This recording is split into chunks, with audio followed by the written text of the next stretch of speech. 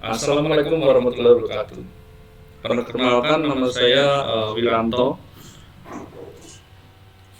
Ingin menjelaskan mengenai bahan-bahan ya yang akan digunakan untuk irigasi cerdas. Sepertinya ini sudah disampaikan sebelumnya, skema irigasi yang akan digunakan ya, atau kita praktekkan nanti. Kita ambil yang cukup sederhana, namun skema cerdasnya atau berteknologinya itu ada di WiFi server dan sebagainya, walaupun sederhana tapi mengampu teknologinya gitu maksudkan. Ini skema cukup ringkas ya. Di situ ada sebagai input sensor suhu dan kelembaban udara ya. Itu tipe DHT 22, ada beberapa banyak, dan ini ada beberapa ya, seperti DHT11 atau mungkin yang EM, ada beberapa lah, SHT, model SHT32 atau sebagainya, mungkin bisa dicek di marketplace yang tersedia ya. Artinya kita bisa nanti untuk praktek di rumah atau praktek untuk skala kecil gitu, untuk mendapatkan sensor ini cukup mudah. Kemudian input yang kedua adalah kelembaban tanah. Sama, kami ambil juga agar prakteknya lebih mudah dan nanti bisa diaplikasikan di rumah atau di masing-masing proyek kecil, ataupun mungkin nanti diimplementasikan dalam proyek yang lebih besar lagi bisa digunakan. Nah, ini adalah selanjutnya adalah controllernya. Itu ada board dan node MCU ya. Nah, node MCU ini sebenarnya tidak jauh berbeda dengan Arduino, hanya saja di situ dilengkapi dengan WiFi modul. Jadi skemanya, sensor tersebut akan dikoneksikan kepada node MCU sebagai controller juga, dan dia akan membaca inputan dari input suhu dan kelembaban tanah. Kemudian akan ditransmitkan menggunakan WiFi. Di situ ada router, kemudian dimasukkan kepada server, dan aplikasi bisa dilihat data suhu RH, kelembaban tanah itu bisa dilihat di gadget ya, atau mungkin Android system. Dan nanti kontrol unitnya, ada aktuator yang kita akan gunakan adalah pompa. Jadi pompa ini akan bekerja sesuai nanti yang akan dikehendaki dari si programmer ya, atau kita pembuat. Dia akan bekerja seperti apa, misalnya on off-nya seperti apa. Nah, itu juga nanti bisa dikontrol lewat Android systemnya. Kemudian saya akan unjukkan satu persatu bahannya ya.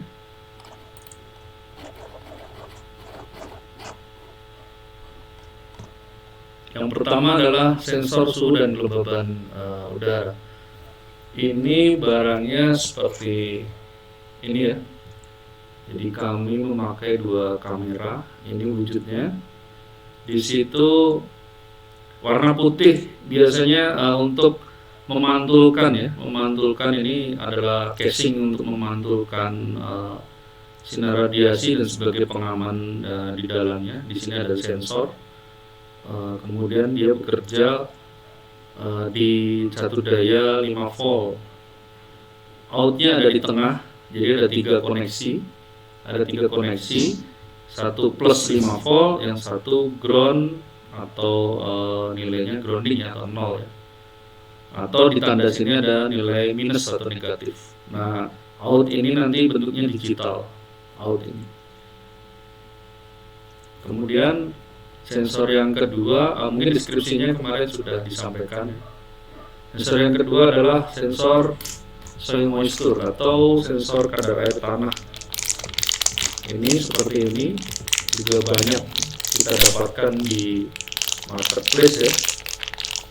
Nah, kita mendapatkan seperti ini ya. Jadi ada elektroda 2 dia bekerja seperti nilai resisten ya. Resisten ini dimasukkan ke dalam tanah. Nah, nilainya akan menghitung nilai resisten yang dihubungkan tuh biasanya menggunakan, jadi air itu memiliki partikel elektrolit ya. Di dalam tanah ada nilai air yang mengandung partikel elektrolit. Nah, antar dua elektroda 1 dengan 2 ini akan dihubungkan oleh nilai resisten dari kondisi si tanahnya. Nah, nilai resisten ini prinsip kerjanya. Nilai resisten ini, jadi air tanahnya semakin banyak, maka nilai resistennya akan semakin kecil. Nah, jika semakin kering, resistennya semakin besar. Nah, ini akan merubah, nilai 2 ini akan merubah artinya ada pin 2 ini, dia akan mengeluarkan masuk nanti dikonversi ya ke sinyal analog. Jadi sesuai gambar yang ada di modul ya, sesuai modul. Sesuai gambar di modul kita koneksikan ya. Seperti ini. Kelihatan mungkin ya. Nah, ini dua pin ya, dua konektor. Kemudian di sini ada tertera konektor yaitu VCC, yaitu voltasi positif ya, tetap 5 volt. Kemudian ada ground, kemudian ada analog out di sini. Jadi kita nanti pakai analog.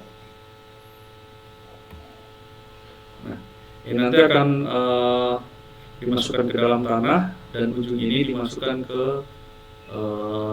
controllernya, jadi node MCU-nya.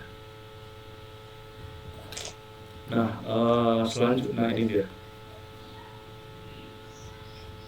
Kemudian dilanjutkan ke controller node MCU-nya. Sebentar saya ambil node MCU.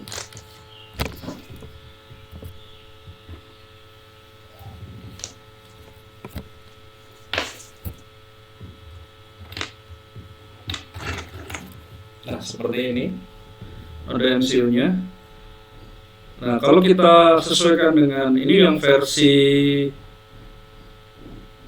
kalau nggak salah ini versi 1 ya, 1.0 ya.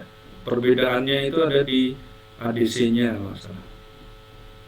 Nah, ini kalau disamakan dengan gambar itu mungkin lebih jelas seperti ini. Namun di samping kiri dan kanannya ini sudah terlihat atau ada label-labeling ya. Jadi untuk wiringnya nanti misalnya ada yang paling ini terbalik berarti ya. Ya, seperti ini berarti. Seperti ini ya. Jadi kalau saya samakan dengan bagan yang atas itu adalah buat ini antena ini antena. Jadi bagiannya seperti ini. Sebelah sini ke bawah ini adalah ADC, analog ya. Ini analog. Kemudian di GPIO itu adalah digital input output ya. Jadi kalau saya perjelas dari nilai pin ya, ini analog. Jadi untuk kondisi node MCU ini analognya hanya ada satu, yaitu inputan analog. Namun untuk inputan digital itu ada beberapa ya, cukup lumayan banyak. Ini GPIO 01 sampai 02, 03 sampai dia mungkin bisa dilihat di gambar ya. Nah, MOSI, CS, MISO, SCLK itu koneksi jika nanti si node MCU ini mau dikoneksikan dengan SD card. Jadi SD card saya lupa koneksinya SPI ya, SPI. Jadi SPI ini mengkoneksikan ke MOSI atau saya baca langsung MOSI, CS, MISO, SCLK, clocknya ya ini. Jadi koneksinya bisa ke sini SD card-nya. Nah, karena ini ada dua, jadi SD card-nya bisa dipasang dua. Misalnya yang satu adalah SD card yang besar itu, SD card ya, atau SDH ya, atau mungkin ditambah lagi yang kedua ini bisa menggunakan micro SD. Jadi dia bisa merekam data.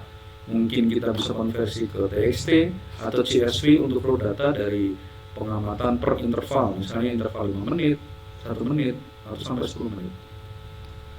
Nah ini yang hitam, ini adalah ground. Di sini juga ada. Nanti misalnya kita membutuhkan koneksi yang paling dekat dengan ground yang mana, nah itu kita bisa koneksikan karena ini ada beberapa, ada 4 ya ground.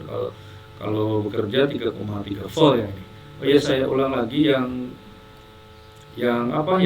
tanah, sensor tanah tadi saya sebut 5 volt. Di sini ada suplai tegangan 3,3 volt sampai 5 volt.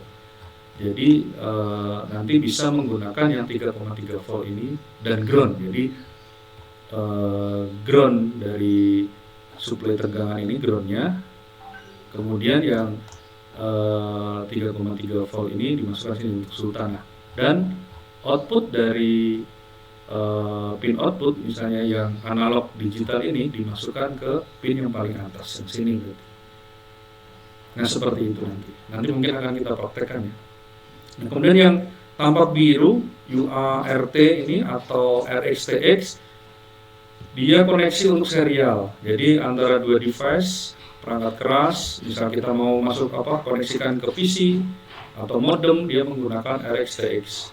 Nah ini ada beberapa RxTX juga. Jadi misalnya menggunakan satunya mau masuk ke PC, RxTX 2, RxTX 0 ya, 0 ini bisa masukkan ke kondisi modem misalnya jika ingin telemetri, atau mungkin bisa diaplikasikan lagi dengan menggunakan Modbus. Jadi ada beberapa banyak sensor, kita jadikan satu, nah itu namanya bisa Modbus. Dan ini ada VIN 5 volt, jadi kalau mau 5 volt dimasukkan di sini bisa. Ini nanti untuk koneksinya ke dari PC ya, menggunakan koneksi micro USB. Nah micro USB ini nanti akan dihubungkan ke, mungkin nanti akan saya jelaskan lebih lanjut. Jadi PC itu di USB menggunakan 5 volt, jadi nanti ini bekerja di 5 volt, dan pin yang banyak atau bisa 5 volt hanya satu pin di sebelah kiri bagian bawah, atau bisa menggunakan 3,3 volt. Jadi dianjurkan menggunakan sensor yang di skala itu, atau kalau tidak ya harus ada modul lagi, misalnya pakai 12 volt harus ada modul lagi. Tapi untuk lebih kompatibelnya, lebih mudah pengerjaannya, di range 3,3 volt sampai 5 volt untuk inputan sensor satu dayanya. Kemudian dilanjutkan, ini boardnya. Jadi ini hanya buat praktek ya, project, nanti dimasukkan, jadi tidak diputar-putar ya, jadi nanti tinggal masukkan, kemudian di box ada boardnya, nanti ada input board itu langsung dari adaptor. Nah ini bisa menggunakan adaptor 6 sampai 24 volt DC. Jadi nanti bisa menggunakan adaptor seperti ini ya.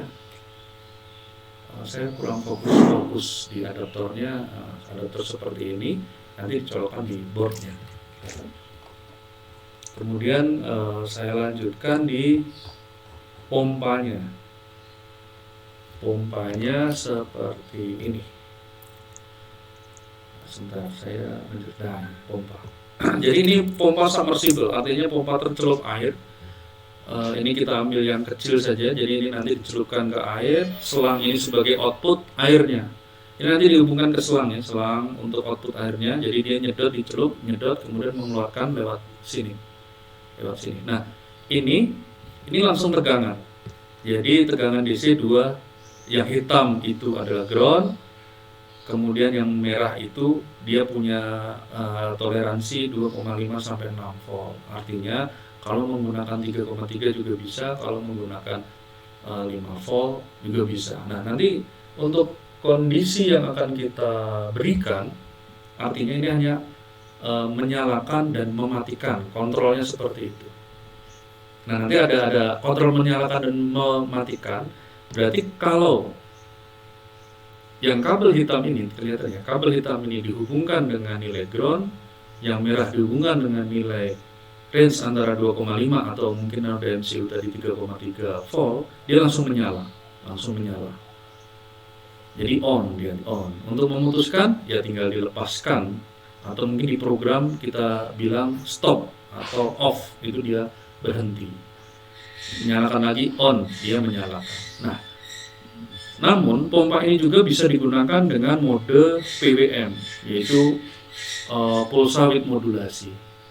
Jadi namanya modulasi, kita memainkan frekuensinya.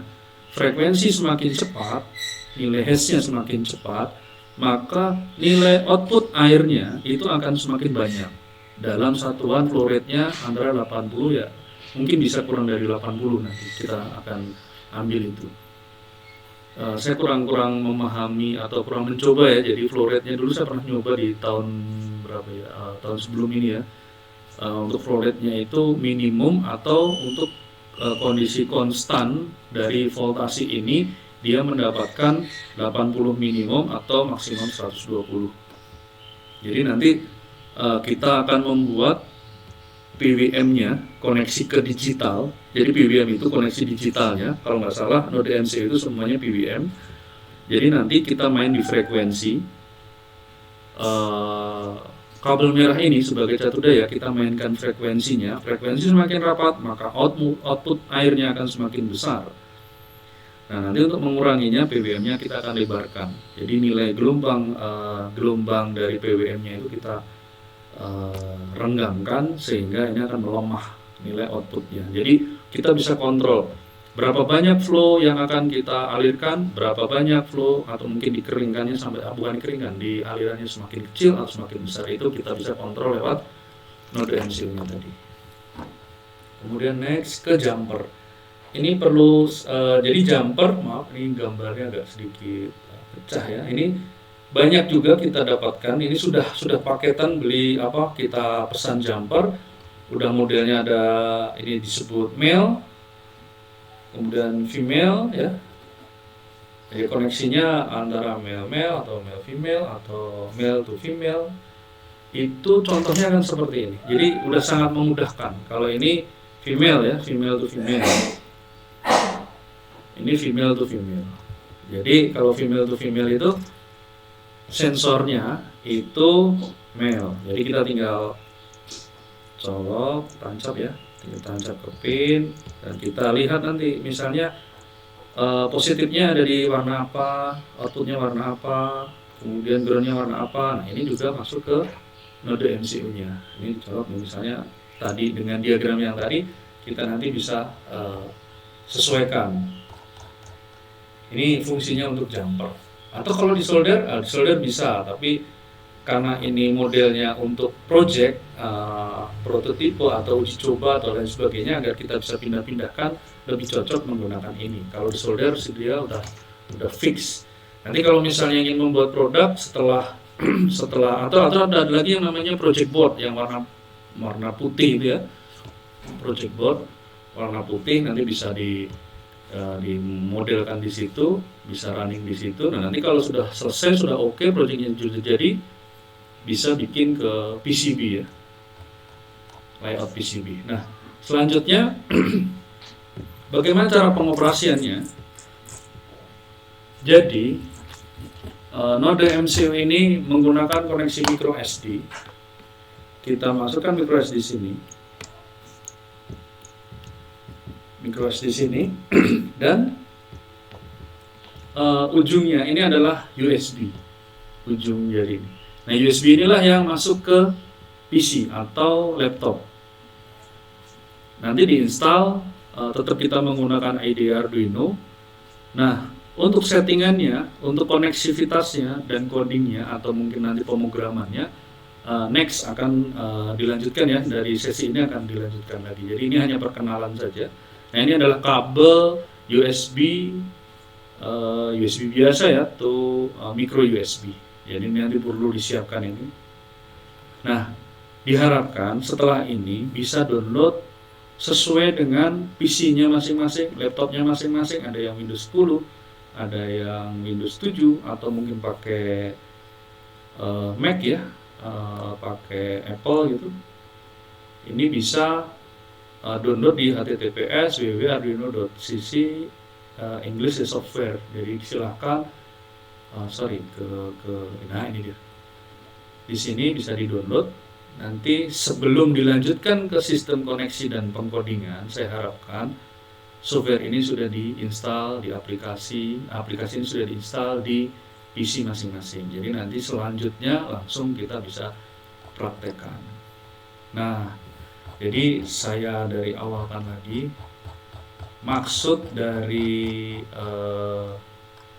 project ini adalah node MCU, kemudian dikoneksikan dengan input tadi sensor, ini juga sensor, ini aktuator pompanya, kemudian nanti selangnya masuk ke media tanamnya, ini reservoir, ini bisa dari misalnya kita buat tampungan ya, entah itu dari toren atau penampungan lah, atau mungkin memang ada bak airnya gitu. Nah, kita akan melanjutkannya ke blink. Saya ambil blink, jadi nanti kita ambil blink ya. Sistem blink ini menggunakan koneksi WiFi, jadi diinstal nanti di Androidnya masing-masing. Install, dipelajari nanti. Ini free ya. Tapi kalau nanti mungkin bisa dijelaskan lebih lanjut lah setelah ini. Tapi sebagai pengantarnya, saya ingin memberikan gambaran ya. Jadi dari alat ini nanti merekam sensor, nilai-nilainya, kemudian mengkontrol, kemudian kita bisa monitor via blink. Cuma blink ini harus ada router GSM-nya. Misalnya di rumah punya tethering, entah itu WiFi ya, WiFi yang koneksi dengan internet. Kemudian handphone kita Android juga harus koneksi dengan internet. Jadi servernya itu ada di internet, ya. Jadi servernya tidak dedicated sendiri, servernya ada cloud lah, cloud blink server. Kemudian dari node MCU itu ke router dihubungkan ke server. Nah, Android kita itu juga dihubungkan ke blink server. Nah, jadi di Android itu nanti akan muncul berapa suhunya, berapa kadar air tanahnya, berapa kelembabannya. Terus kita bisa touchscreen, misalnya kita bisa pencet tombol on, maka aktuator atau pompa tadi nyala. Atau mungkin kita tekan off, pompa tadi mati ya. Atau mungkin kita akan memasukkan program fuzzy di dalam aplikasi ini, nanti bisa, mungkin akan dilanjutkan nanti. Oke, cukup sekian perkenalannya, alat-alat ya. Mudah-mudahan nanti kita bisa siapkan semuanya, dan sesi selanjutnya kita langsung akan praktek ya. Terima kasih. Cukup seperti itu ya. Nanti silakan jika ada pertanyaan nanti bisa disampaikan ke kami akan mencoba jawab. Silakan saja. Terima kasih. Saya cukup sekian. Assalamualaikum warahmatullahi wabarakatuh.